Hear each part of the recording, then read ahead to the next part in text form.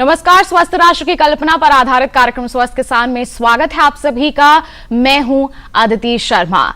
दोस्तों, आपको ये जानना चाहिए कि इन दिनों कोरोना के साथ साथ बारिश और उमस का मौसम है और स्वास्थ्य और मौसम दोनों ही लिहाज से ये एक तरह का संक्रमण काल है। और इस मौसम में हम में से जब भी कोई बीमार पड़ता है तो घर के लोग एकदम से घबरा जाते हैं, क्योंकि इसी मौसम में सर्दी, जुकाम और बुखार के अलावा पाचन, त्वचा, सांस और वात से जुड़े रोग भी हो जाते हैं। और अगर बात ग्रामीण क्षेत्रों की करें तो यहां पर तो खेतों में जलभराव और पशुओं और चूहों का मलमूत्र आपको न केवल संक्रमित कर सकता है, बल्कि दूषित पानी के सेवन से आपका लिवर भी काफी हद तक प्रभावित हो सकता है। ऐसी बहुत सी जानकारियां आज के हमारे इस कार्यक्रम में हम हमारे विशेषज्ञों से समझने की कोशिश करेंगे। यदि आप भी इस कोरोना काल में वायरल बुखार से संबंधित कुछ जानना या फिर पूछना चाहते हैं तो आप हमें फोन कीजिए। हमारे टोल फ्री नंबर आपको बता देते हैं। हमारे टोल फ्री नंबर है 1800-113060 और 1800-113061। ये हमारे टोल फ्री यानी कि निःशुल्क नंबर है। इस पर आप कॉल करेंगे तो आपका कोई भी पैसा नहीं लगेगा। साथ ही विषय की जानकारी देते हैं आपको। विषय रहेगा कोरोना के बीच बदलते मौसम में सेहत की सुरक्षा,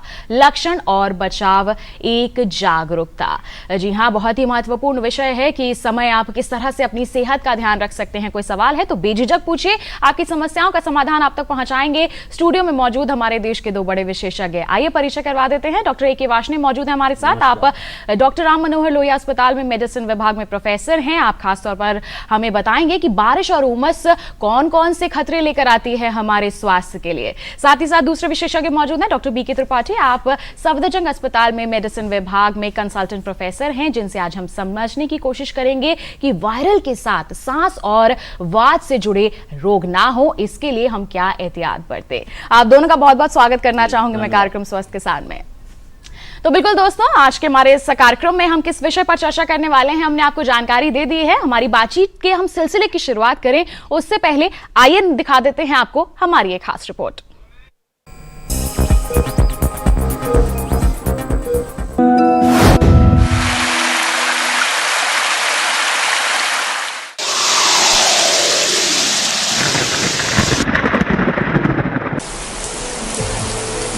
मौसम खुशनुमा है और बारिश की भीगी भीगी बौछारें लगभग पूरे देश में हो रही है।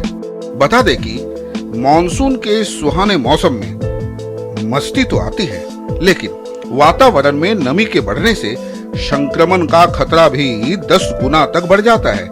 ऐसे में भले ही आप अपने घर में बैठे हों, डिहाइड्रेशन के खतरे बढ़ जाते हैं। इसी मौसम में जहां हैजा, टाइफाइड, पीलिया और डायरिया जैसे जल जनित रोग हो सकते हैं, और हाँ, कंजक्टिवाइटिस यानी आंखों के ऊपरी भाग का सूजन भी बरसात के दिनों में ही होता है, जो महामारी की तरह फैलता है। हालांकि बारिश की वजह से हवा में मौजूद नमी और उमस के बढ़ने से त्वचीय संक्रमण होना एक आम समस्या है, लेकिन मॉनसून के दिनों में हमारी त्वचा में मरम्मत करने वाले विटामिन C की कमी हो जाती है। बहरहाल ये भी बता दें कि त्वचा हमारे शरीर का सबसे बड़ा और सबसे विस्तृत अंग होता है, जो हमारे पूरे शरीर को कवर करता है, और इसकी शरीर में संरचना भी बेहद जटिल होती है। कहा जाए कि यह एक तरह से हमारे शरीर के लिए रक्षा कवच का काम करती है, क्योंकि इसके नीचे ही हमारे शरीर के तमाम अंग, रक्तवाहिकाएं, ग्रंथियां और कोशिकाएं छिपी रहती है। बहरहाल त्वचा में फंगस, चेहरे पर चकत्ते, दाद, फोड़े, फुंसी से जहां चेहरे की रंगत और गहरी हो जाती है। और यदि बात करें एलर्जी की, तो एलर्जी कोई बीमारी नहीं होती, बल्कि यह एक कष्टकारक लक्षण होता है, जिससे शरीर में एक विशेष प्रकार की अनुभूति होती है, जिसे आप उलझन या अनचाहापन भी कह सकते हैं, जो कभी भी और किसी भी पदार्थ से, मौसम के बदलाव से, बरसात से या फिर अन्य प्राकृतिक तत्व के कारण हो सकते हैं। गौरतलब है कि घरों में सीलन की जगह पर लगने वाला काला फफूंद एलर्जी का एक बहुत बड़ा कारण होता है। ये हमारी सांस की नली में सूजन को पैदा कर सकता है। बहरहाल बरसात में एहतियात बरतें और सीलन से बचें। शरीर को रगड़ कर पोंछें, कपड़े को हमेशा सूखा पहने, अपने आसपास साफ सफाई रखें। और हाँ, चूंकि कूलर ह्यूमिडिटी को बढ़ा देता है, इसलिए इसके प्रयोग से बचें और स्वस्थ रहकर इस सुहाने मौसम का आनंद लें। राजेश मिश्र, दूरदर्शन किसान।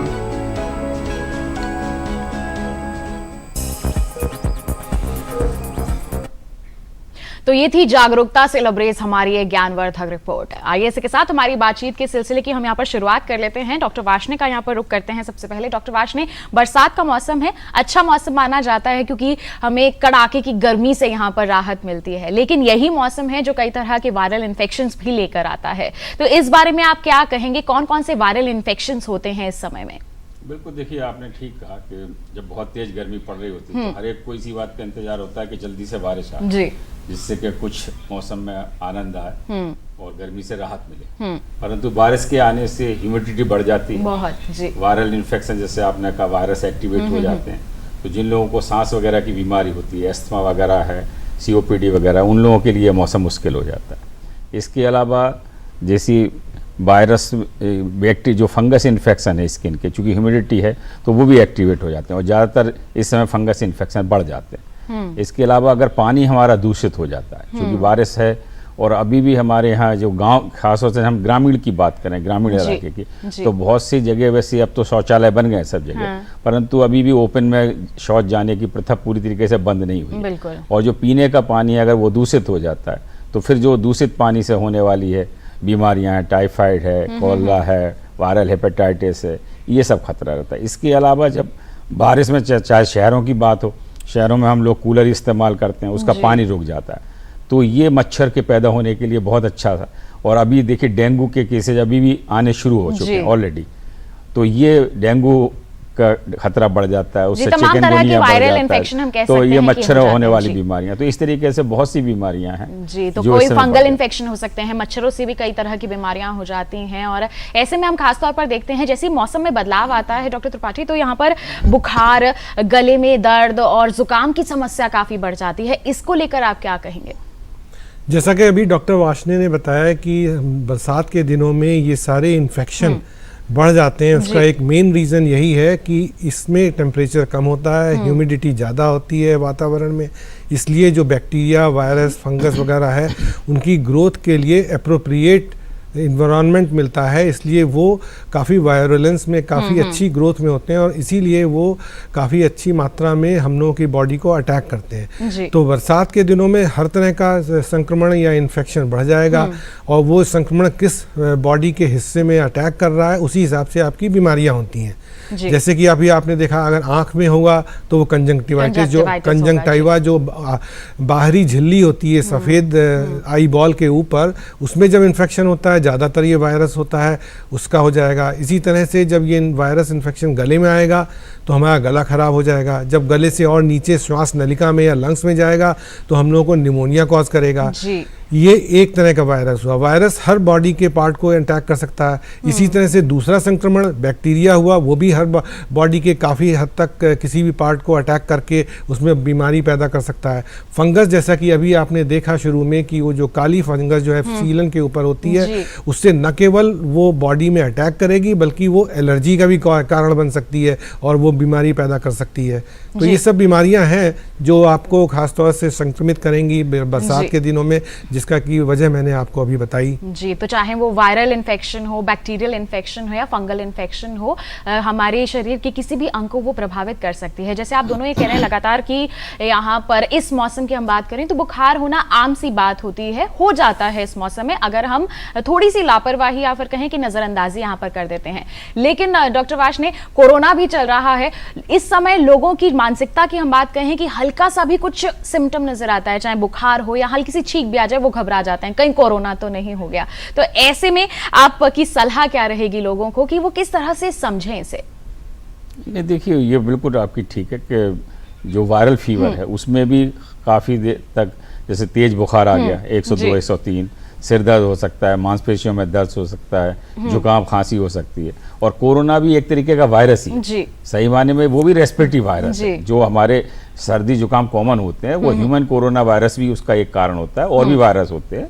और ये जो कोरोना इस समय चल रहा है सार्स कोरोना 2, ये भी एक रेस्पिरेटरी वायरस है जो हमारे रेस्पिरेटरी सिस्टम को अफेक्ट करता है मोस्टली। और अपर रेस्पिरेटरी जिसमें गले में खराश होना, जुकाम होना, बुखार हो जाना, सिर दर्द हो जाना, ये है। तो एक सच लक्षण से जब कोरोना चल रहा हो तो बड़ा मुश्किल हो जाता है उस समय कहना कि ये कोरोना है या नहीं है। परंतु ज़्यादातर वायरल फीवर 2-4-5 दिन में सबसाइड कर जाते हैं और कोरोना भी 90% लोगों में सबसाइड कर जाता है। फिर भी अगर आपको कोई जो उसके लक्षण ऐसे लगें कि हमें सांस लेने में तकलीफ हो रही है, या कोई आपको बहुत ज़्यादा पेट में दर्द हो रहा है, उल्टियाँ हो रही हैं, दस्त हो रहे हैं, या बहुत ज़्यादा हेडेक हो रहा है, तो तुरंत ही फिर अपने डॉक्टर से सलाह ले लें। अगर उनको लगेगा तो उचित तरीके से फिर दोनों की जांच की जा सकती है। मतलब वायरस की तो देखिए जांच हम लोग नॉर्मली नहीं करते क्योंकि वो सेल्फ सब्साइडिंग होते हैं, परंतु कोरोना का टेस्ट किया जा सकता है। फॉर्चुनेटली अगर हम अभी दिल्ली की बात करें तो कोरोना का प्रकोप काफी कम हो गया है, लेकिन अभी भी हमारे देश के कुछ हिस्सों से कोरोना के केस काफी आ रहे हैं, तो ये एहतियात बरतने की जरूरत है। जी, तो लापरवाही तो यहाँ पर करनी ही नहीं है। जो भी हमें यहाँ पर सावधानियां बताई जा रही हैं पिछले 1 साल से 1.5 साल से, वो तो हमें बरतनी ही है। हाथों की सफाई रखनी है, मास्क पहन के रखना है, सामाजिक दूरी यहाँ पर बना के रखनी है। इससे तो हमें बिल्कुल भूलना ही नहीं है, क्योंकि कोरोना खत्म नहीं हुआ है, कम जरूर हो गया है इसका प्रकोप, लेकिन खत्म ये बिल्कुल भी नहीं हुआ है। ऐसे में डॉक्टर त्रिपाठी आपसे जानना चाहेंगे कि कोविड के लक्षण, जैसे डॉक्टर वार्ष्णेय ने कहा कि लगभग सेम ही है, एक ही प्रकार के हैं कि खांसी, जुकाम, बुखार, तो ऐसे में हम कह सकते हैं कि हम पहचान कर पाएंगे या फिर डॉक्टर के पास जाना ही सही यहाँ पर विकल्प रहता है? जब कोरोना का पैंडेमिक शुरू हुआ था तो हम लोगों को 3-4 सिम्टम्स बताए गए थे। सबसे ज़्यादा उसमें इम्पॉर्टेंट था फीवर आना, सांस फूलना और खांसी। इसके अलावा बॉडी एक, ये सब सिम्टम्स थे। लेकिन उसके बाद हम लोगों ने जैसे जैसे पेंडेमिक को और स्टडी किया, हमने देखा कि कुछ और सिम्टम्स भी इसमें आ गए, जैसे कमजोरी, चक्कर वगैरह आना, या गैस्ट्रोइंटेस्टाइनल सिम्टम्स लाइक डायरिया वगैरह होना, ये भी इसमें ऐड किया गया है। लेकिन मैं आपको एक बात बता दूं कि कोरोना भी एक वायरस डिजीज है, लेकिन इसका बरसात ऋतु से, वर्षा ऋतु से कोई ताल्लुक नहीं है। क्योंकि आपने खुद महसूस किया कि पिछले साल जनवरी 20 में इंडिया में, भारत में पहला केस हुआ था, और तब से ये ऑलमोस्ट लगातार ऊपर नीचे की दर से ही होता रहा। चाहे वर्षा ऋतु हो, चाहे ग्रीष्म ऋतु हो, चाहे शरद ऋतु हो, हर टाइम पर ये अपने अपना होता रहा। तो वर्षा ऋतु के जो बीमारियां हैं, जैसे वायरल डिजीजेज हैं, दूसरे वायरसेस की, बैक्टीरिया की डिजीजेज हैं, वो अलग होती हैं। कोरोना का प्रिकॉशंस तो आपको पूरे साल लेना होगा। और जैसे मैंने सिम्टम्स बताया, यही सिम्टम्स बाकी बीमारियों में, बाकी इन्फेक्शन में भी कॉमन है, जैसे कि बॉडी एक होना, बुखार आना, और अगर वायरस ने या बैक्टीरिया ने आपको लंग्स को इन्वॉल्व कर रखा है तो उसमें सांस फूलना, खांसी, बलगम वगैरह आना होगा। इसी तरह से अगर आपको आंतों को, स्टमक को, गैस्ट्रोइंटेस्टाइनल ट्रैक्ट में इन्वॉल्व कर रखा है तो आपको वॉमिटिंग, नोजिया और लूज मोशंस हो सकते हैं। तो जो भी एरिया का, जो भी पार्ट का, बॉडी के पार्ट का इन्फेक्शन होगा, उसी के सिम्टम्स आप में पैदा होंगे। और कई बार ऐसा भी ज़रूरी नहीं है कि एक ही सिम्टम को, एक ही सिस्टम को वो इन्फेक्शन अटैक करेगा। कई बार ये देखा गया है कि वो गले को, लंग्स को साथ साथ इन्वॉल्व करता है, साथ ही साथ गले को और पेट को इन्वॉल्व करता है साथ साथ, तो ये सारे सिम्टम्स में मौजूद हो जाएंगे। तो इसलिए आपको सिम्टम्स के हिसाब से आपको इसको पहचानना है। और साथ ही साथ कोरोना का, जैसा कि मैंने बताया, कोरोना तो बैकग्राउंड में रहेगा ही रहेगा। कोरोना तो पूरे साल रहेगा, करना ही नहीं है, उसको तो ध्यान में रखना ही है। 2 लक्षण जरूर हम लोगों ने ये देखे कोरोना में कि कुछ लोगों की सूंघने की शक्ति चली जाती है या स्वाद चला जाता है। अगर ये उस समय है तो पॉसिबिलिटी फिर कोरोना इन्फेक्शन की थोड़ी हो सकता है, ये हम कह सकते हैं। तो ऐसे में जांच बहुत जरूरी हो जाती है। देखिए, आप जरूर, हमारे डॉक्टर्स लगातार आपको जानकारी दे रहे हैं, इन बातों का जरूर ध्यान रखिए। लेकिन यहां पर मैं डॉक्टर वार्ष्णेय कहना चाहूंगी, लोग अक्सर क्या करते हैं इस मौसम में, जैसे कोरोना है तो फिर भी वो जागरूक हैं, सतर्क हैं, लेकिन कुछ वर्ग ऐसा भी है कि इस मौसम में तो खांसी जुकाम होता ही है, बुखार होता ही है, दवाई क्यों लेनी, अपने आप ठीक हो जाएगा। ऐसे लोगों को आप क्या कहना चाहेंगे? देखिए, सबसे बड़ा तो ये है कि देखिए, कोई भी वायरल इन्फेक्शन हो, चाहे वो साधारण कॉमन कोल्ड वायरस हो या कोरोना है, ये सब हम जब खांसते हैं, छींकते हैं, तो ये जो वायरस पार्टिकल हवा में आते हैं, और जब दूसरा व्यक्ति जो हमारे संपर्क में रहता है, आसपास में रहता है, उसकी श्वसन क्रिया में, उसके जो है नाक से और सांस से जो वायरस उसके भीतर चला जाता है, तो उसको भी इन्फेक्शन होने का डर बहुत रहता है कि ये इस तरीके से, ये कंटेजियस डिजीज इस तरीके की होती है। तो जो भी अगर है, चाहे वो नॉर्मल वायरल इन्फेक्शन है, वो अपने को अगर आइसोलेट कर ले तो बेस्ट है। और अगर जैसे आजकल हम बार बार बात कर रहे हैं कि मास्क लगा के रखें जी। अगर वो व्यक्ति जिसको कोई भी बीमारी है, वो घर में भी, चाहे बच्चे भी, हाँ बच्चे भी है कोई, अगर हम उनको बीमार हो जाते हैं या होते हो तो उनको एक आइसोलेट कर सकें, जब तक के 2-4-5 दिन में वो उनका बुखार या खांसी या इसमें आराम नहीं मिल जाता। और जब दूसरे से बात करें तो वो मास्क लगा के रखें दोनों लोग, और एक डिस्टेंस बना के रखें तो सारे वायरस डिजीज फैलने का खतरा कम रहता है।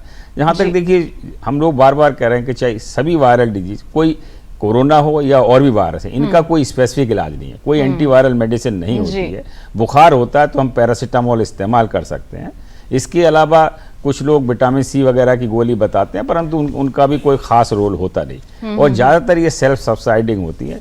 लेकिन जो वार्निंग साइन होते हैं वो जरूर ध्यान रखें। अगर आपको सांस लेने में तकलीफ शुरू हो जाती है, जब समस्या काफी बढ़ जाती है, उल्टी दस्त होने शुरू हो जाते हैं, आपको चक्कर आने शुरू हो जाते हैं, आपकी सांस लेने में परेशानी शुरू हो जाती है। और आजकल हम जैसे कोरोना की बात करें तो हम सब लोगों ने एक ऑक्सीमीटर रखा घर में और ऑक्सीजन नाप ले। अगर ऑक्सीजन किसी वजह से कम होने लगती है तो फिर ये जरूर खतरे के निशान है। तो ये, या कहीं से खून आना शुरू हो जाए, तो ये जो चीज़ें हैं इन पे वार्निंग साइन पे जरूर ध्यान रखें। अगर ऐसा है तो तुरंत ही फिर अपने डॉक्टर को संपर्क करें। और कोई भी दवा, देखिए एक पैरासीटामोल तो जरूर सेफ मेडिसिन है, इसके अलावा कोई भी दवा आप अपने आप ना लें। जो भी दवा है, जो भी आपके अपने डॉक्टर हैं जिनके संपर्क में आप नॉर्मली रहते हैं, या फिर हमारे सारे अस्पताल डिस्पेंसरी हमेशा खुले रहते हैं, 24 घंटे से सुविधाएं उपलब्ध हैं, वहाँ जाएं और उनके ही निरीक्षण में या उनके ही सलाह से जो है कोई भी दवा लें। लेकिन अक्सर देखा जाता है डॉक्टर त्रिपाठी, लोग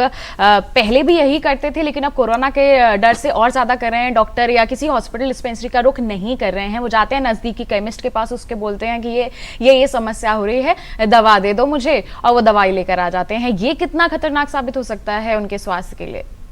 हाँ, ये तो बहुत सही बात आपने कही। ये न केवल कोरोना के डर से बल्कि बहुत पहले से ये हो रहा है, ऐसा चल रहा है और ये बहुत गलत बात है। मैं बताऊं आपको कि बहुत सारी जो हैं दवाइयाँ जो मार्केट में अवेलेबल हैं और जो अक्सर केमिस्ट लोग जो है बिना सोचे समझे डिस्पेंस कर देते हैं, उनके साइड इफ़ेक्ट्स बहुत सीरियस भी हो सकते हैं। जैसे मैं आपको एग्जाम्पल बताऊँ, ब्रूफेन या कॉम्बीफ्लैम एक दवा अगर खाली पेट ली जाए तो कई बार उससे खून की उल्टी वगैरह हो सकती है। और अक्सर ये जो दवाइयाँ हैं ये केमिस्ट लोग बिना सोचे समझे पेशेंट को दे देते हैं। पेशेंट की कंडीशन उस समय और डाउन होती है, तो इस तरह के साइड इफेक्ट और टॉक्सिसिटी तो खुद से यहाँ पर दवाई नहीं लेनी खुद से है, या और केमिस्ट की सलाह पर भी नहीं लेनी है। डॉक्टर्स हैं, डॉक्टर्स आपकी मदद के लिए हमेशा तैयार हैं। आपको डॉक्टर्स की सलाह के अनुसार ही यहाँ पर दवाओं का सेवन करना है, वही आपके स्वास्थ्य को यहाँ पर बेहतर बनाने में आपके लिए सहायक साबित जरूर होंगे। आइए बढ़ते हैं आगे। और डॉक्टर्स, कुछ दर्शक हैं हमारे जो हमें ईमेल के जरिए भी अपने सवाल पहुंचाते हैं। एक ऐसी ही ईमेल आई है दिल्ली के उत्तम नगर से, जिसे मैं कार्यक्रम में शामिल करना चाहूंगी। राजू सिन्हा जी ने ये मेल लिखी है।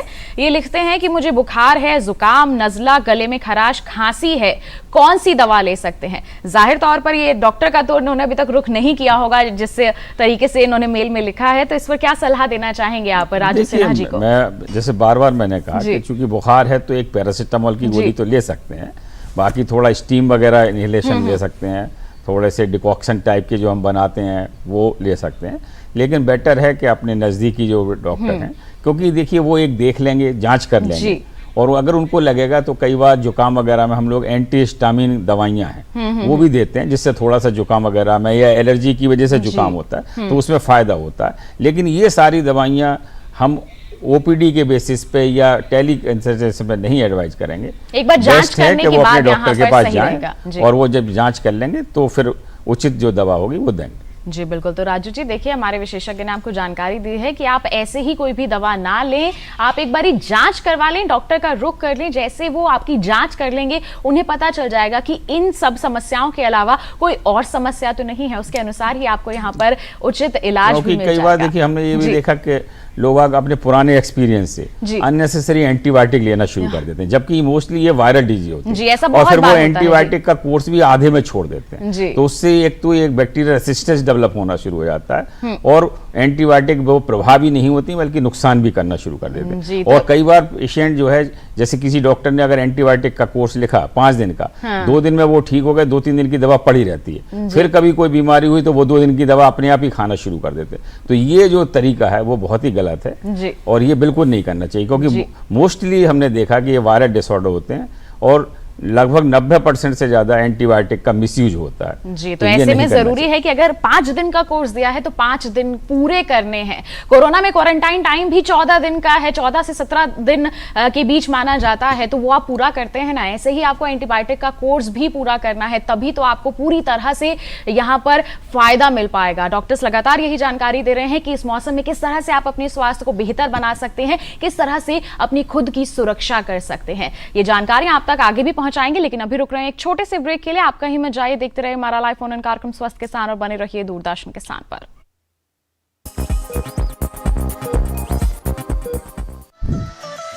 खुशहाल होंगे खेत, पशु रहेंगे स्वस्थ, सरकारी स्कीम का होगा लाभ, जब एक्सपर्ट्स का मिलेगा साथ, आपके सवाल विशेषज्ञों के जवाब, सिर्फ एक फोन कॉल की दूरी पर।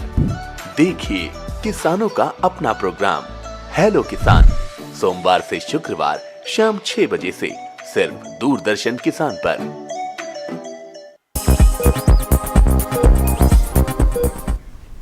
ब्रेक के बाद आप सभी का फिर से स्वागत है हमारे लाइव फोन इन कार्यक्रम स्वस्थ किसान में। आज हम लगातार यहाँ पर चर्चा कर रहे हैं कि इस बरसात के मौसम में कैसे करें हम अपने स्वास्थ्य की सुरक्षा। कोरोना से भी बचना है, बरसात के मौसम में होने वाले तमाम इन्फेक्शन से भी हमें शरीर को बचाना है। इसके लिए हमें किस तरह की सावधानियां बरतनी है, किस तरह के उपचार कार्य करने हैं, इस पर हम लगातार चर्चा कर रहे हैं। विशेषज्ञ हमारे पास मौजूद हैं, हमारे साथ हैं यहाँ पर। आपके पास कोई सवाल है तो आप हमारे टोल फ्री नंबर पर कॉल करके अपने सवाल हमसे पूछ सकते हैं। और साथ ही साथ आपको बता दें, स्वस्थ किसान @gmail.com हमारी ईमेल आईडी है, इस पर भी आप ईमेल कर सकते हैं। आप अभी ईमेल करेंगे, हम झट से आपकी ईमेल को यहां पर कार्यक्रम में जरूर शामिल कर लेंगे और आपके हम कॉल्स और ईमेल्स का इंतजार कर रहे हैं। इसके साथ ही हमारी चर्चा को हम आगे बढ़ाते हैं और डॉक्टर त्रिपाठी, अब आपका रुख करना चाहूंगी। जैसे इस मौसम में अक्सर लोग कहते हैं कि खतरा है, मतलब समस्या है बुखार जुकाम की। इस मौसम में अक्सर लोगों को कहते सुना है कि कमजोरी सी महसूस हो रही है, ये किस वजह से होता है? जी हाँ, ऐसा एक सिम्टम है जो इन्फेक्शन को डोट करता है। लेकिन उससे पहले मैं एक बहुत इंपॉर्टेंट, बहुत महत्वपूर्ण बात बताना चाहता हूँ कि मेरे पास कई बार ये पेशेंट्स लेके आते हैं कि डॉक्टर साहब हमारी इम्यूनिटी बहुत कम है, मेरे बच्चे की इम्यूनिटी बहुत कम है, कोई ऐसी दवा दीजिए जिससे कि इसकी इम्यूनिटी हो, इसको बार बार जुकाम हो जाता है, बार बार इसको लूज मोशंस लग जाते हैं, खासतौर से बच्चों की माएँ ये कंप्लेन करती हैं। मैं आपको एक बात यहाँ पे क्लियरली बता देना चाहता हूँ कि पूरे विश्व में ऐसी कोई दवा उपलब्ध नहीं है जिसको खाने से आपकी इम्यूनिटी बढ़ जाए। इम्यूनिटी बढ़ाने के लिए सिर्फ 2 चीज़ें हैं, एक प्रॉपर न्यूट्रिशन, आपका अच्छा न्यूट्रिशन होना चाहिए जिसमें प्रोटीन वगैरह होने चाहिए, और रेगुलर एक्सरसाइज। ये 2 चीज़ें जो हैं ये आपके हाथ में हैं। इसके लिए आपको किसी डॉक्टर के पास नहीं जाना, कोई दवा नहीं लेना है। अगर आप ये रेगुलरली करेंगे, न्यूट्रिशन अपना मेंटेन करेंगे और रेगुलर एक्सरसाइज करेंगे तो अपने आप में ही इम्यूनिटी बढ़ती चली जाएगी। लेकिन इस बात का ख्याल रखें कि अगर आप 1 हफ्ते के लिए या 2 हफ्ते के लिए अगर आप एक्सरसाइज करने चले गए और आपने काफ़ी रिगरस एक्सरसाइज भी कर ली और चाहते हैं कि आपकी इम्यूनिटी बढ़ जाए, ऐसा नहीं होता है। इसके इफेक्ट आएंगे मंथ्स और ईयर्स की रेगुलर एक्सरसाइज और न्यूट्रिशन के लिए। तो आप इस बात पे पूरे ध्यान रखें कि कोई भी दवा, कितनी भी महंगी से महंगी दवाएं हो और किसी भी एलोपैथी या आयुर्वेद की दवा हो, कभी भी आपकी इम्यूनिटी नहीं बढ़ाएगी। इम्यूनिटी तो हमें अपने खान पान और अपने शारीरिक व्यायाम से ही यहाँ पर अर्जित करनी है। इसके बाद में फिर आपका जो क्वेश्चन है उसके बारे में लेके आता हूँ कि हम लोगों के जो सिम्टम्स होते हैं वो हर पेशेंट में, हर मरीज में अलग अलग होते हैं। जैसे किसी का गला खराब है तो उसके गले में दर्द होगा, दूसरे को वो जुकाम हो जाए, नाक बहने शुरू हो जाएगा, तीसरे को फीवर आ जाएगा। इसी तरह से एक सिम्टम जो है काफ़ी कंसीडर्ड सा रहता है, जैसा कि आपने बताया कि उसको कमजोरी लगती है। कमजोरी अगर इमीडिएट ऑनसेट की है, सर कल तक तो ठीक थे, हम ऑफिस भी जा रहे थे, शॉप में भी जा रहे थे, एकदम से आज सुबह उठे तो बिल्कुल काम करने का मन ही नहीं लगा और मेरा कुछ नहीं करना, ना खाने का मन कर रहा है और मुझे कमजोरी लग रही है। उसने टेम्परेचर लिया, टेम्परेचर भी उसका ज़्यादा नहीं है, नॉर्मल ही सा है। तो ये भी एक सिम्टम होता है, इसको भी ऑब्जर्व करना होता है आपको अगले 1-2 दिन। कई बार कमजोरी बिल्कुल नॉन स्पेसिफिक भी होती है, हो सकता है वो शाम तक कमजोरी आपकी ठीक हो जाए, तब हम ये प्रिज्यूम करते हैं कि आपको उस समय कोई बीमारी नहीं थी। लेकिन कमजोरी को भी कई बार आपको महत्व देना होगा और बाकी सिम्टम्स को ऑब्जर्व करना होगा। जी बिल्कुल, तो ये भी एक लक्षण है जिसकी पहचान हमें यहाँ पर करनी होगी। देखिए, हम कमजोरी की बात कर रहे हैं। एक मेल हमारे पास इसी संदर्भ में आ गया है। बिहार के मुजफ्फरपुर से विकास शराफ जी ने ये मेल लिखा है। डॉक्टर साहब ये लिखते हैं कि पिछले दिनों बुखार आया था, अब गले में खराश है और कमजोरी सी रहती है मुझे। देखिए, हम आप इसी के बारे में चर्चा कर रहे थे। डॉक्टर वाशने, आपकी भी यहाँ पर राय जानना चाहेंगे, इस पर क्या कहना चाहेंगे आप? जो कमजोरी, वायरल एस्थीनिया जिसको हम बोलते हैं, जी, ये वायरस जो हमारी मांसपेशियों पे भी असर डालता है और मांसपेशियों में थकावट हो सकती है जी, कमजोरी हो सकती है। इसके अलावा देखिए, अगर आपको लूज मोशन वगैरह लग गए तो उसमें इलेक्ट्रोलाइट्स की कमी हो जाती है, पोटेशियम कम हो सकता है हमारा, सोडियम कम हो सकता है, या स्वेटिंग बहुत ज़्यादा हो रही है। अगर आप ऐसे उसमें इन्वायरमेंट में रह रहे हैं जो कंफर्टेबल नहीं है, ह्यूमिड बहुत है, गर्मी बहुत है, तो एक्सेसिव स्वेटिंग होगी तो उस समय आप वाटर और सॉल्ट दोनों का लॉस हो जाता है, उसकी वजह से भी आपको कमजोरी हो सकती है, तो वो रिप्लेसमेंट करना बहुत ज़रूरी होता है। और इसके अलावा देखिए, कई लोग जो है वो एल्कोहल का सेवन करते हैं, ख़ास तौर से ऐसे मौसम में, तो वो एल्कोहल की वजह से जो है उनको और ज़्यादा परेशानी आती है, और ज़्यादा यूरिनेशन आता है, तो वो भी एक कारण हो सकता है। तो स्मोकिंग नहीं करनी है बिल्कुल, एल्कोहल या कोई भी नशा नहीं करना। हाइड्रेशन बहुत ज़रूरी है, हर तरीके का हाइड्रेशन, और हाइड्रेशन के लिए हमारे पास जितने भी नॉर्मल लिक्विड हैं, आप घर में शिकंजी बना सकते हैं, शरबत बना सकते हैं, जो भी आपकी पसंद की चीज़ें हैं, छाछ वगैरह पी सकते हैं, तो वो हाइड्रेशन बहुत ज़रूरी है। और हाइड्रेशन कैसे हमें पहचाने कि हम डिहाइड्रेटेड नहीं हैं, उसके लिए जो सबसे बड़ा देखिए होता है कि हमारी किडनी बड़ी इंपॉर्टेंट ऑर्गन होते हैं और वो सबसे ज़्यादा अफेक्टेड होते हैं अगर कोई डिहाइड्रेशन होता है, और वो यूरिन हमारा आना बंद हो जाता है। तो एक नॉर्मल व्यक्ति को, सामान्य व्यक्ति को, एडल्ट को पूरे दिन में कम 1.5 लीटर कम से कम यूरिन जरूर आना चाहिए। तो यूरिन अगर आपको रेगुलर आ रहा है और उसका कलर या तो वाइट या हल्का पीला होता है, अगर कंसंट्रेटेड कलर होना शुरू हो जाए तो इसके माने आपको डिहाइड्रेशन हो रहा है, वो एक कमजोरी हो सकता है। तो ये हाइड्रेशन रखना बहुत जरूरी है। और सब तरीके के लिक्विड, जो भी आम पन्ना है, छाछ है, शरबत है, कोई भी चीज़, लस्सी है, जो भी पसंद है उन्हें।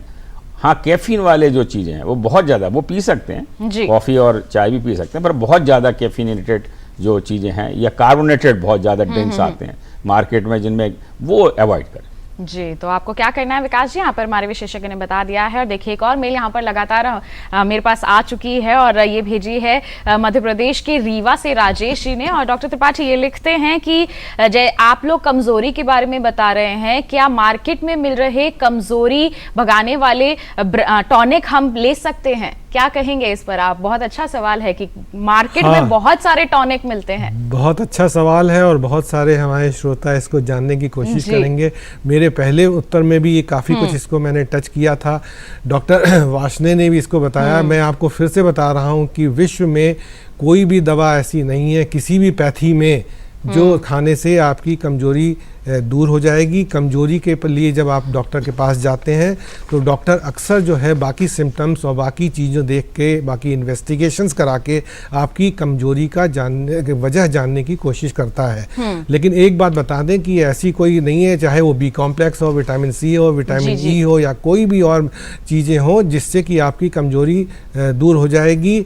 ये बहुत हम लोगों के समाज में भ्रांति पैदा हो गई है कि अगर हमने विटामिन बी कॉम्प्लेक्स की गोली ले ली तो हमारी कमजोरी दूर हो जाएगी। कई बार डॉक्टर लोगों को ये एलिगेशंस आते हैं, उन पे इल्ज़ाम आते हैं कि उस डॉक्टर ने हमें इतनी तेज़ दवा दे दी और बी कॉम्प्लेक्स नहीं दिया, इससे मेरी बहुत तकलीफ़ें बढ़ गई, कमजोरी आ गई, मैं 6 दिन तक खाट से उठ नहीं पाया। ऐसी बात नहीं होती है। सच वजह तो यह है कि उस बीमारी की वजह से वो 6 दिन तक अपनी खाट से नहीं उठ पाए, न कि एंटीबायोटिक से या किसी और दवा से। मुझे मालूम है दवाइयों के साइड इफ़ेक्ट्स होते हैं, लेकिन वो डॉक्टर लोग जब प्रेस्क्राइब करते हैं उसको पहचान लेते हैं और कई बार उसको पेशेंट को बता भी देते हैं कि ये दवा आपके लिए ज़रूरी है और इसमें ये साइड इफ़ेक्ट्स हो सकते हैं। अगर ये हो तो आप मुझसे मिलिएगा, तो मैं चेंज करने की कोशिश करूँगा। लेकिन कमजोरी के लिए फिर मैं आपको बता रहा हूँ कोई दवा नहीं है। इसके अलावा एक चीज़ मैं और बता रहा हूँ, जितनी बार आपको इन्फेक्शंस वगैरह होगा, ये बीमारी होगी, उतनी बार आपको ये इम्यूनिटी और कमजोरी की प्रॉब्लम होगी। खासतौर से बच्चों में आपने देखा होगा,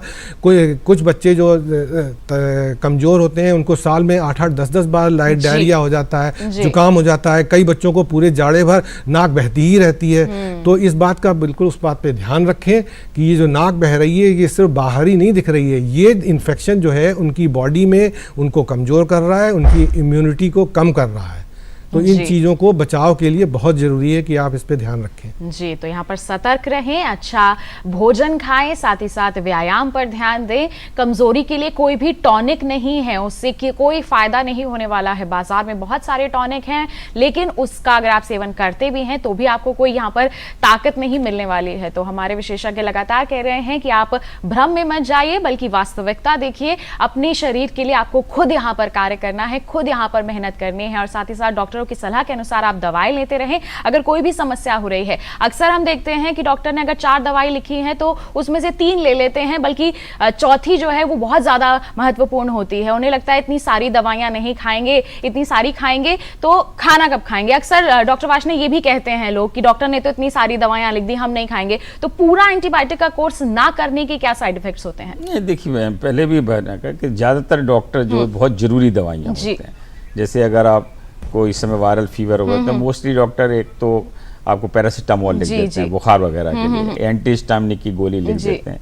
एक आध बार, कई बार जैसे विटामिन सी का वगैरह जी। की 2-4-5 दिन के लिए शॉर्ट कोर्स लिखते हैं। तो ज़्यादातर डॉक्टर बड़ी लिमिटेड दवाइयाँ जी। लिखते हैं।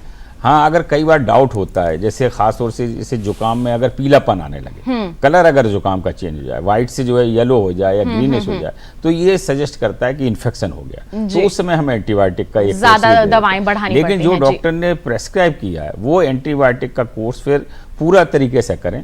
अगर आपको 2-3 दिन में आराम भी मिल जाता है तो ये नहीं कि भाई अब 3 दिन दवा खा ली। ये हो सकता है कि कई एंटीबायोटिक से हम लोगों को नौजिया थोड़ा होने लगता है, उल्टी जैसी फीलिंग होने लगती है, या पेट में हल्का सा मरोड़ आ सकता है, अगर दस्त भी लग जाते हैं। अगर ऐसी कोई बात है तो तुरंत अपने डॉक्टर से संपर्क करें। वो ज़रूरत होगा तो वो एंटीबायोटिक चेंज कर देंगे, ये तो हो सकता है। परंतु खुद जो है अपने आप ही ना तो दूसरी एंटीबायोटिक चेंज करें, ना ही उसके कोर्स को अपने हिसाब से मॉड्यूलेट करें। जी बिल्कुल। और जहाँ तक इम्यूनिटी के सवाल है जो बार बार हम कह रहे हैं, हाँ ये जरूर है कि प्रोटीन की चीज़ें, जिसमें दूध है, दही है, दलिया दालें हैं, ये लें वो लें। अगर मांसाहारी हैं तो अंडा और साफ सुथरा बना हुआ मांसाहार वो भी ले सकते हैं। दूसरे जो सिट्रस फ्रूट होते हैं, विटामिन सी जिनमें होता है, जैसे आंवला है, नींबू है, संतरा है, मौसमी है, अमरूद है, ये जरूर हमारी थोड़ा इम्यूनिटी बढ़ाने। तो ये नेचुरल फूड लें, ना कि हम विटामिन सी की गोलियां खाएं या कोई और चीजें खाएं। दवाओं पे आश्रित यहाँ पर नहीं रहना है हमें, और भी यहाँ पर अच्छे भोजन का, जो अच्छी गुणवत्ता युक्त भोजन है, पोषक तत्व उसमें है, उनका सेवन यहाँ पर करना है। इसी के साथ बढ़ते हैं आगे। एक और मेल हमारे पास यहाँ पर डॉक्टर आ गया है, उत्तर प्रदेश के बरेली से प्रवेश जी ने ये मेल लिखा है। ये कहते हैं कि मैं दमे का मरीज हूँ, इस समय मुझे काफी परेशानी होती है, तो मुझे किस तरह की सावधानी रखनी चाहिए? दमे के मरीज को आपने ठीक समय ऑब्जर्व किया है कि इस समय मौसम बदलते समय या जब ह्यूमिड इन्वायरमेंट होता है तो काफ़ी परेशानी हो जाती है। उसका एक रीज़न ये भी है कि इन्फेक्शन के चांसेस बढ़ जाते हैं। मैं आपको ये सलाह दूंगा कि अगर आप जो दमे की दवा ले रहे हैं उसको किसी भी तरह से कम या बंद ना करें, क्योंकि इस टाइम पे ये काफ़ी सीरियस हिसाब है। क्योंकि अगर आप बंद करेंगे तो आपको दमा का अटैक हो सकता है, जिसके लिए आपकी कंडीशन बिगड़ सकती है। तो वो दवाएं जो ऑलरेडी चल रही हैं वो बिना किसी डॉक्टर की सलाह से कभी मत रोकें। हो सकता है कि कुछ दवाइयां डॉक्टर लोग जो जब देखते हैं कि आपकी बीमारी कंट्रोल में है तो अपने आप वो थोड़ी कम कर देती हैं, क्योंकि जैसा कि मैंने आपको शुरू में बताया था कि बहुत सारी दवाइयों के साइड इफ़ेक्ट्स होते हैं, वो डॉक्टर लोग ऑब्जर्व करते रहते हैं और उनको कम से कम देने की कोशिश करते हैं। तो हो सकता है कि आपकी मई और जून के महीने में आपकी जो है दमा कंट्रोल में रहा हो तो डॉक्टर लोगों ने कम कर दी हो, और इस समय अगर आपको दमा का अटैक हुआ है या दमा में बढ़ोतरी आई है तो आप डॉक्टर की राय से आप फिर उनसे कह सकते हैं। तो हो सकता है डॉक्टर जो है उनकी आपको जो है प्रेस्क्राइब करें ज़्यादा मेडिसिन, और दमे की तो बहुत सारी सक्सेसफुल मेडिसिन आजकल हम लोगों के कंट्री में, हम लोगों के मार्केट में अवेलेबल है। तो मैं ये मानने को तैयार नहीं हूँ कि किसी का दमा कंट्रोल नहीं हो पाएगा। हाँ, एक बात का और ध्यान रखिए कि दमा जो है और भी कई वजहों से हो सकता है। जैसा कि एक तो मैंने इन्फेक्शन अभी आपको बताया ही, कई बार हार्ट की बीमारियां जो होती हैं वो भी जब बिगड़ जाती हैं तो उससे भी जो हम लोग को जो फील होता है, सांस फूलना, खांसी वगैरह आना, वो भी हो सकता है। और कई बार वो हार्ट के जो और सिम्टम्स हैं वो कंसील या छुप जाते हैं। तो इसलिए अगर ऐसी कुछ है, आपको साथ में हार्ट की भी बीमारी है तो और आप जरूरी है कि आप डॉक्टर की सलाह लें और उसका निदान पूरी तरह से करें। जी बिल्कुल। तो प्रवेश जी, किस तरह के कदम आपको उठाने हैं, हमारे विशेषज्ञ ने आपको विस्तार से यहाँ पर जानकारी दे दी है। डॉक्टर वाशनी, हमने रिपोर्ट में भी देखा था और डॉक्टर त्रिपाठी ने भी शुरुआत में जिक्र किया था कि जो सीलिंग पे फफूंद वगैरह लग जाती है, फंगस वगैरह लग जाती है, उससे सांस की काफी दिक्कतें होती हैं। तो ऐसे में आप किस तरह की सलाह देना चाहेंगे? देखिए, ये हमारे एलर्जेंस कहलाते हैं, पॉलन से एक तरीके से। घर में जैसे फफूंद लग गया, कुछ लोग जानवर पालते हैं, कुत्ते बिल्ली, तो उनके जो बाल होते हैं वो होता है, या कारपेट बिछाते हैं उस पर डस्ट आ जाती है, या फूल वगैरह होते हैं उनमें जो पॉलेंस होते हैं, तो ये काफ़ी ट्रिगर का काम करते हैं। इवन आप जैसे कोई स्प्रे वगैरह करते हैं, बहुत से लोग जो है सुगंधित स्प्रे अपनी बॉडी पे करते हैं, तो ये जो अस्थमा के पेशेंट हैं इनके लिए ये ट्रिगर का काम करते हैं और ये एंटीजन एक तरीके से होते हैं और इससे उनकी अस्थमा की कंडीशन बढ़ सकती है। तो डेफिनेटली अगर घर में इस तरीके की है, सीलन आ रही है, फफूंदी आ रही है, तो उसकी सफाई कराएं, उस पर अच्छी तरीके से पुताई करा लें जिससे वो चला जाए। घर में जो है कारपेट्स वगैरह या तो ना रखें या फिर उनकी अच्छी तरीके से सफाई करें। जो कुत्ते अगर जानवर वगैरह पाल रहे हैं तो फिर उनकी सफाई रखना बहुत जरूरी है। और ऐसे लोग जिनको सांस वगैरह की बीमारी घर में रहती है वो तो बेहतर है कि ना पालें। और धूल है, धुआं है, घर में मान लीजिए धुआं हो रहा है तो उस सब से भी बचें। और ये बहुत ज़रूरी है कि ये सब चीज़ें करें तो उससे बचें। और जैसा डॉक्टर साहब ने पहले भी कहा कि दवाइयों का सेवन अपने आप ना घटाएं जी। और ज़्यादातर हम लोग जो है एक पीक फ्लो मीटर होता है, एक बहुत छोटा सा इंस्ट्रूमेंट होता है, उसको एडवाइज करते हैं अस्थमा के पेशेंट को। वो रोज़ फूंक मार के 1 मिनट में 1 सेकंड में ही देख लेते हैं कि हमारा कितना पावर है लंग्स की। एक तरीके से अगर वो लंग्स की पावर जो आपकी नॉर्मल पावर से 25% गिरती है तो इसके माने आपको अपनी दवा बढ़ाने की जरूरत है। अगर 50% गिर जाती है तो फिर आपको एडमिशन होने की जरूरत है, जो बहुत ही सिंपल इंस्ट्रूमेंट होता है और फूंक मारने से पता लगता है। तो ये सब सावधानियां रखना बहुत जरूरी है। जी बिल्कुल। तो ये तमाम सावधानियां हैं जो आपको रखनी है खास तौर पर इस मौसम में। तो बढ़ते हैं आगे। एक और मेल हमारे पास यहाँ पर आया है, उत्तर प्रदेश के सुल्तानपुर से मुकेश जी ने ये मेल लिखा है और लिखते हैं कि बारिश में पैर गल जाते हैं, ये काफी समस्या होती है। डॉक्टर त्रिपाठी क्या कहेंगे? जी हाँ, बारिश में पैर इसलिए गल जाते हैं क्योंकि हम लोग के पैर जो हैं ज़्यादा समय में पानी के कांटेक्ट में आते हैं। आप बारिश ही को क्यों सोचें, अगर आप देखते होंगे घर में जो गृहिणियाँ होती हैं अक्सर वो कपड़े धोती हैं या बर्तन धोती हैं, तो जब वो बाहर निकलती हैं आधे पौन घंटे के बाद तो उनके हाथ जो हैं काफ़ी थोड़े गले गले से दिखते, सिकुड़े से दिखाई देते हैं। तो बेसिकली इसका एक रीज़न तो यही है कि वो गीले ज़्यादातर रहते हैं, तो जब सुखा लेंगे तो अपने आप ठीक हो जाएगा। लेकिन एक सबसे ज़्यादा परेशानी की बात यह है कि अगर ये हाथ या पैर काफ़ी देर तक गीले रहेंगे तो इसमें इन्फेक्शन के चांसेस बढ़ जाते हैं, ख़ास तौर से फंगल इन्फेक्शन। और आपको मैं बता दूं जो फंगल इन्फेक्शन होता है वो काफ़ी स्लो ग्रोइंग इन्फेक्शन होता है, वो धीरे धीरे करके अपना प्रभाव देता है। जैसे वायरस और बैक्टीरियल इन्फेक्शन होते हैं वो तो 1-2 दिन में अपनी पूरी प्रभाव में आ जाते हैं और उनके सिम्टम्स और उनके लक्षण पता चल जाते हैं। लेकिन जो फंगल इन्फेक्शन है वो अक्सर वीक्स लगा देते हैं अपना पूरी तरह से प्रभाव आने में, और कई बार वो इग्नोर भी हो जाता है। और फिर आप देखते हैं कि पैरों के बीच में जो है उनके कुछ घाव से बने दिखते हैं, ब्राउन कलर के, ब्लैक कलर के। अगर आप अपने पैरों की उंगलियों को फैलाएं तो ये ब्राउन और ब्लैक कलर के जो घाव दिखते हैं, जो कि एग्जैक्ट नहीं आपको मालूम चलता है कि कब शुरू हुए, 1 दिन पहले, 4 दिन पहले, वो एकदम से आपको जब परेशानी होती है तब आप देखते हैं तो वो मिलता है। तो ये टिपिकल एक फंगल इन्फेक्शन है। इसको आप के लिए ये फंगल इन्फेक्शन बहुत इजी है ट्रीट करना। 50% तो आपका वैसे ही ठीक हो जाएगा कि अगर आप कोशिश करें कि आपके पैर या हाथ गीले ना हो, और अगर गीला करना भी पड़े तो फ़ौरन उसे सुखा लें। और दूसरा ये है कि अगर आपको डॉक्टर को दिखाएंगे तो ज़रूर डॉक्टर को फंगल को मारने के लिए कोई मलहम बताएगा और उसको अगर आप लगाएंगे तो ये चला जाएगा। तो इसलिए आप बिल्कुल मत परेशान हो, ये बीमारी कोई असाध्य नहीं है, बहुत ही सिंपल बीमारी है जो कि ट्रीट की जा सकती है। जी, इसका इलाज संभव है, तो आप ज़्यादा घबराएं नहीं, बस अपनी डॉक्टर का यहाँ पर रुख ज़रूर कर लें। मुकेश जी, आइए बढ़ते हैं आगे। और बरसात का मौसम है, ऐसे में हम मच्छरों की बात ना करें, ऐसा कैसे हो सकता है? डॉक्टर वाशने क्या कहेंगे?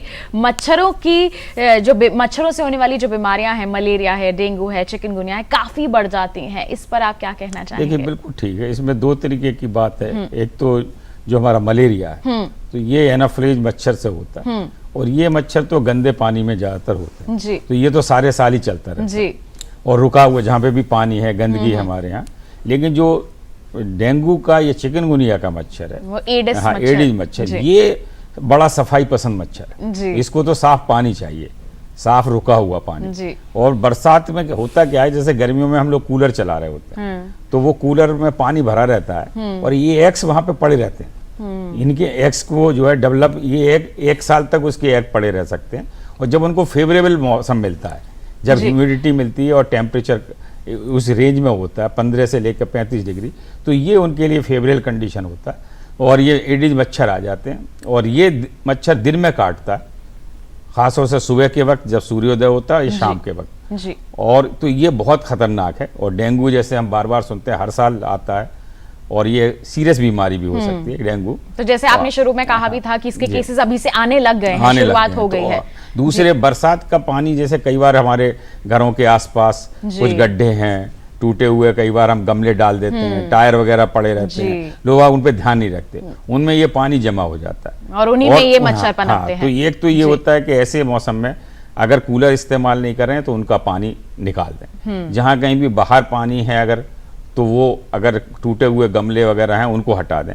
अगर किसी जगह गड्ढे हैं आप पानी नहीं भी हटा सकते तो फिर उसमें 1-2 चम्मच मिट्टी का तेल या पेट्रोल डाल दें, उससे फिर ये मच्छर के जो वो जो लार्वा उसमें मर जाते हैं। तो ये बचाव बहुत जरूरी है, क्योंकि डेंगू की बीमारी कई बार खतरनाक भी काफी खतरनाक साबित हो सकती है। हम लगातार देखते हैं, हमारे साल देखते हैं कि काफी यहाँ पर लोग जो हैं इससे प्रभावित होते हैं और ये खतरनाक भी साबित होती है। किस तरह से हम और अपनी शरीर को अपने शरीर को स्वस्थ बनाने के लिए कार्य कर सकते हैं, बचाव कार्य कर सकते हैं, इस पर हमारे विशेषज्ञों से लगातार जानकारी लेंगे। लेकिन अभी रुक रहे हैं एक छोटे से ब्रेक के लिए। कहीं मत जाइए, देखते रहिए हमारा कार्यक्रम स्वस्थ किसान और बने रहिए दूरदर्शन किसान पर।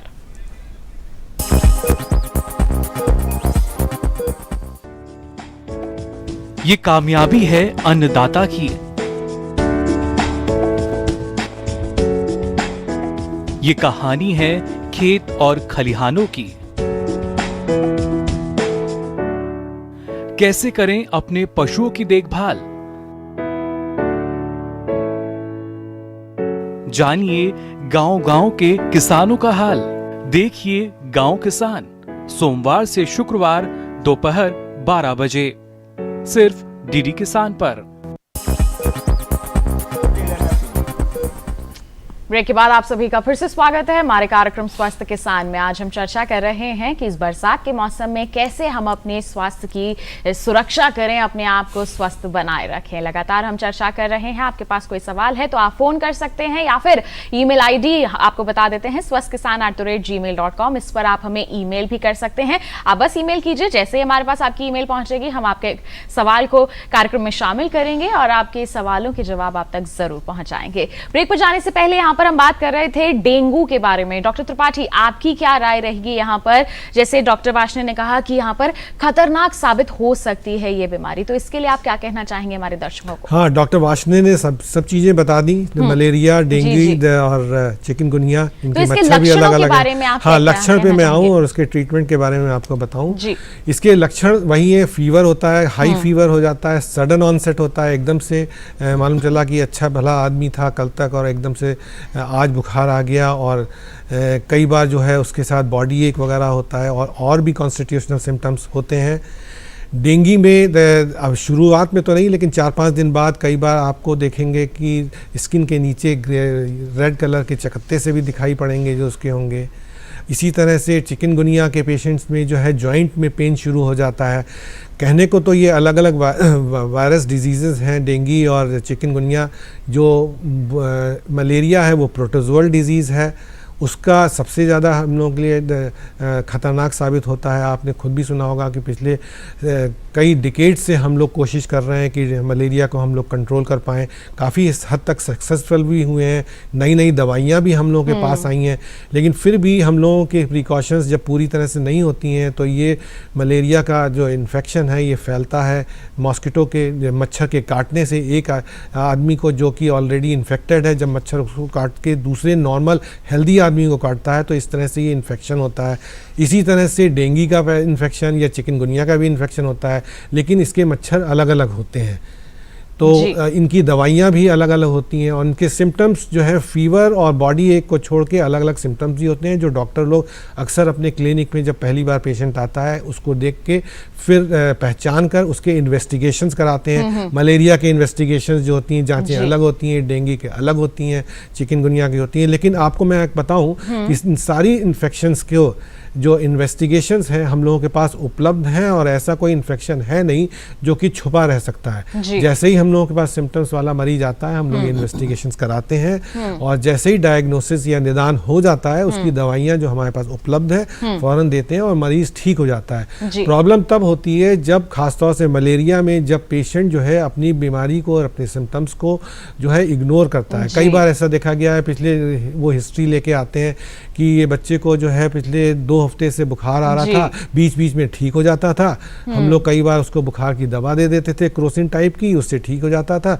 लेकिन अब जो है कल रात से एकदम से बेहोश हो गया है। तो ये बेहोश होना उसका एक कॉम्प्लिकेशन है और इसमें बड़े दुख की बात है पेशेंट के और उसके घर वालों के लिए भी और साथ ही साथ डॉक्टर के लिए और मेडिकल साइंस के लिए भी, क्योंकि मेडिकल साइंस ने भी इसमें धोखा खाया है। अगर यही मरीज शुरुआत में आ जाता तो उसको कुछ दवाओं से हम लोग उसको ठीक करके अभी तक चंगा कर चुके होते, लेकिन वो या तो उसको मेडिकल सर्विसेज इतनी उपलब्ध नहीं थी या उसने सिंपल इग्नोर किया और ये कंडीशन इस हद तक बढ़ गई कि वो उसके लिए जानलेवा साबित हो सकती है।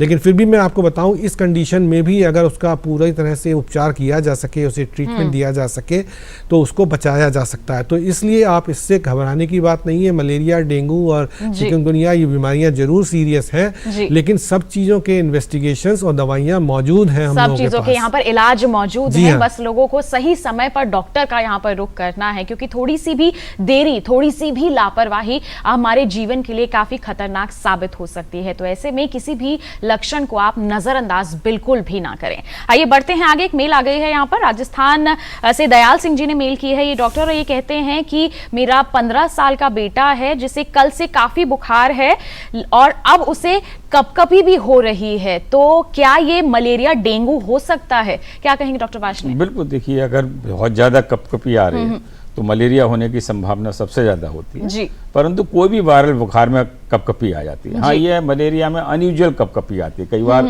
जैसे आदमी कहता है मुझे 1-2 कंबल उड़ा दो, और ये फेजेज होती हैं। उसमें मलेरिया में खासतौर से एक पहले कोल्ड फेज होती है जिसमें बहुत ज्यादा कपकपी आती है, फिर जब फीवर बढ़ता है तो हॉट फेज होती है और उसके बाद पसीना आना शुरू हो जाता है और फिर बुखार एकदम टूट जाता है, ज़्यादातर जो मलेरिया का होता है। लेकिन और जो डेंगू का बुखार है या टाइफाइड का बुखार, इनफैक्ट कपकपी किसी भी बुखार में आ सकती है, उनमें ये बुखार लगातार बना रहता है। तो जब भी इस तरीके की है तो जैसे डॉक्टर साहब ने भी कहा कि जरूर डॉक्टर से संपर्क करें। मलेरिया के लिए हम आसानी से ब्लड टेस्ट कर लेते हैं।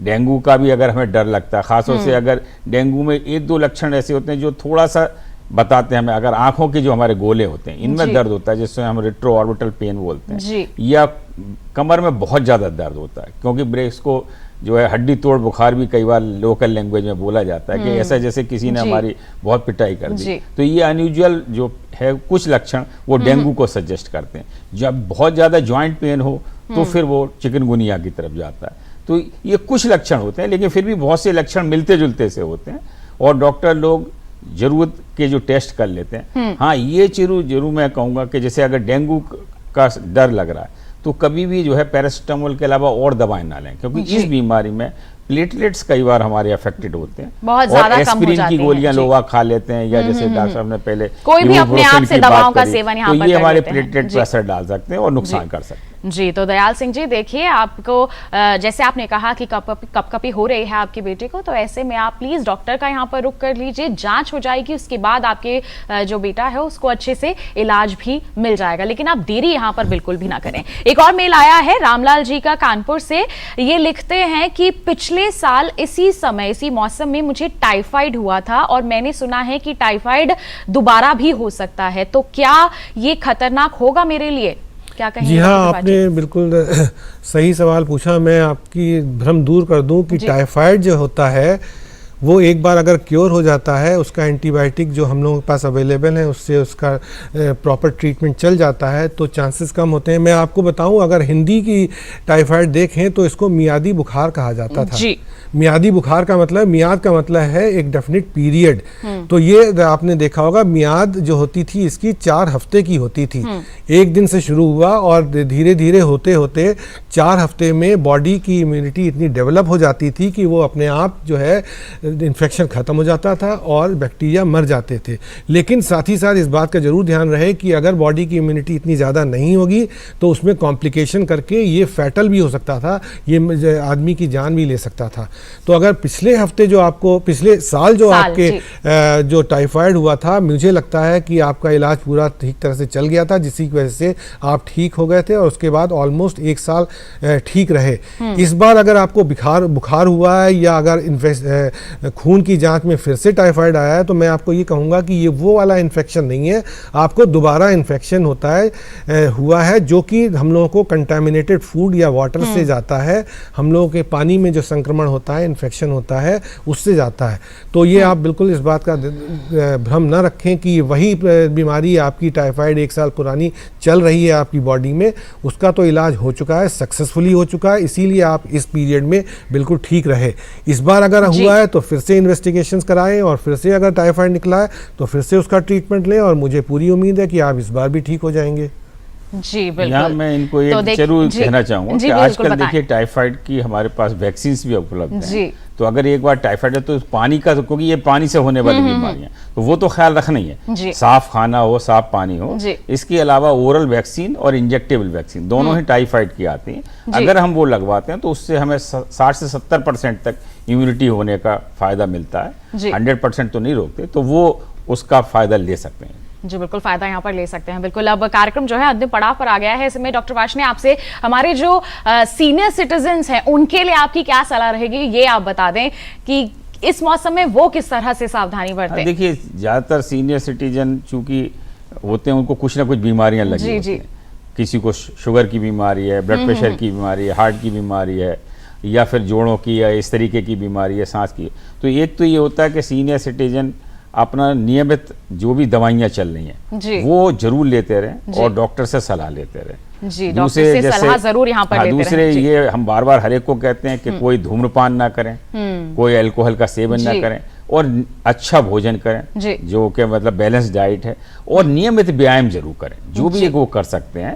हल्का व्यायाम ही करें और थोड़ा बहुत योग वगैरह कर सकते हैं, प्राणायाम कर सकते हैं। तो ये तरीके से वो अपने को स्वस्थ रख सकते हैं और अपना खुश रहें, और खास तौर से अपने परिवार के साथ, अपने मित्रों के साथ। सीनियर सिटीजन का ये मतलब नहीं कि वो अलग हो जाए, बिल्कुल एक सकारात्मक माहौल अगर बना रहेगा तो सामाजिक जो है वो तालमेल बना के। जी बिल्कुल, बहुत बहुत धन्यवाद देना चाहेंगे आप दोनों का ही। आप दोनों हमारे कार्यक्रम में शामिल हुए, इतनी अहम जानकारियां हमारे दर्शकों के साथ साझा की। बहुत बहुत धन्यवाद आप दोनों का। धन्यवाद। तो बिल्कुल दोस्तों, आपको बता दें कि आज हम किसी तकनीकी परेशानी के चलते आपके बहुत सारे फोन कॉल्स नहीं ले पाए हैं, लेकिन कोई बात नहीं, बहुत सारे मेल्स आपने हम तक पहुंचाए हैं जिन्हें हमने कार्यक्रम में शामिल किया है। लेकिन कुछ एक मेल हैं जो रह गए हैं, जिसे हम अगले अंक में जरूर शामिल करेंगे। और साथ ही आपको बता दें कि अगला हफ्ता है ब्रेस्ट फीडिंग वीक, यानी कि स्तनपान हफ्ता है। और आप तो जानते ही हैं कि स्तनपान कराना माओं के लिए कितना अच्छा होता है, उनके शरीर के लिए कितना अच्छा होता है। बच्चों के लिए कार्यक्रम लेकर आएंगे। आपके पास कोई सवाल है तो बिल्कुल तैयार कर लीजिए, आपको हमारे लाइव प्रोग्राम में वो पूछने हैं। और अगर आप उस समय नहीं भी पूछ पाए हैं तो कोई बात नहीं, पहले ही हमारे ईमेल आईडी पे हमें मेल कर दीजिए, हम जरूर कार्यक्रम में उसे शामिल करेंगे। तो बिल्कुल बता दें आपको कि हमारे इस कोरोना काल में आप किस तरह से संक्रमण से बच सकते हैं, आज हमने आपको विस्तार से बता दिया है। और पिछले हफ्ता बहुत सारे मेल्स भी हमारे पास आए हैं, जैसे कि आपको जिक्र कर दें, यहाँ पर आगरा से संजय मलिक जी ने लिखा है कि सुबह उठते ही उन्हें कमर में बहुत दर्द रहता है और 100 डिग्री तक बुखार भी रहता है, क्या कर सकते हैं। पटना से अर्जुन सिंह जी ने पूछा है कि उनकी मां एक लंबे अरसे से माइग्रेन की मरीज हैं, क्या इसे जड़ से खत्म किया जा सकता है या फिर नहीं। दोस्तों, यहाँ पर हमारी पूरी कोशिश रहेगी कि विशेषज्ञों के सामने आपके समस्याओं को हम रखें, उसका समाधान लेकर आपके समक्ष हाजिर हों, जिसकी सूचना आपको कार्यक्रम से 2 दिन पूर्व टीवी के माध्यम से जरूर मिल जाएगी। आप हमें लिखते रहें, हमें ईमेल करते रहें। इसके लिए आप सबसे पहले तो हमारा पता नोट कर लीजिए। हमारा पता है डीडी किसान, कमरा नंबर 7, दूसरी मंजिल, केंद्रीय कार्यक्रम निर्माण केंद्र, दूरदर्शन, खेलगांव, नई दिल्ली 110049। साथ ही साथ आपको ईमेल आईडी हम बता दें, ईमेल आईडी है swasthkisan@gmail.com। इस पर आप ईमेल भी कर सकते हैं। तो बस आज के लिए इतना ही। अगले सप्ताह मुलाकात होगी, तब तक के लिए स्वस्थ रहिए, मंगल रहिए और दूरदर्शन किसान देखते रहिए। नमस्कार।